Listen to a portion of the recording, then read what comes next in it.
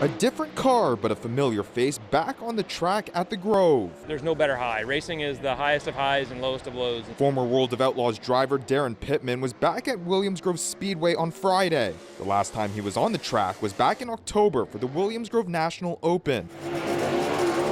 But for Pittman, racing is just like riding a bike if you're doing well on the track. Well, if we run good, you can say it's like riding a bike. If you run terrible, you say, oh, I just need more laps. But I've been doing this for 25 years, and so I think saying I need more laps is just an excuse at that point. The last time he was in victory lane at the Grove was 8 years ago. On Friday, he aimed to change that, getting behind the solid number 69K car of Don Kreitz Racing. There's a big difference in the sport between driving the car and the car driving you.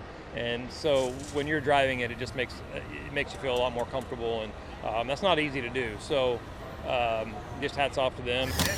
Along with a solid car, he says time away from the track becomes a game of mind over matter. I mean, a lot of it's mental, honestly. I'd be lying if I didn't say I wasn't nervous a little bit.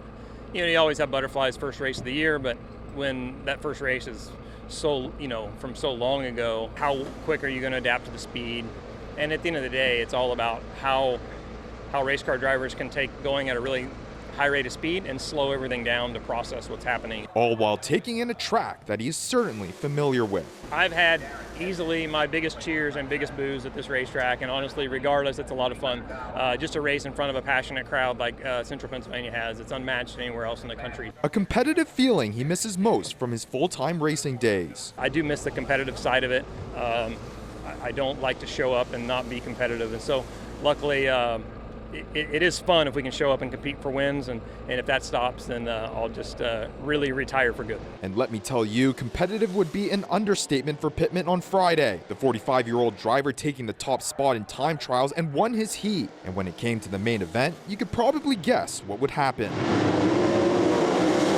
Pittman started in the third position in the A main lineup. He would battle it out with Troy Wagaman Jr. for a large portion of the race until finally, on the second turn about halfway through, was able to get by the number 27 car to take the lead. Pittman would continue to build his lead from there before finally taking the checkered for his first win at the Grove in 8 years. Wins at a track that has a special place in his heart. I don't really value trophies a ton. I have a lot of them, but I'll be honest with you, my Williams Grove victory lane flags that they give away are some of my most cherished possessions and probably worth the least amount of money, but they're hard to earn, and so I don't care if they were a local race or an outlaw race. Those are flags that I won't be getting rid of, and that I do cherish every one of them. After an 8-month break, not too shabby of a return for Pittman. Looks like he won't be retiring for good anytime soon. In the fast lane, Ryan Yee, Fox 43.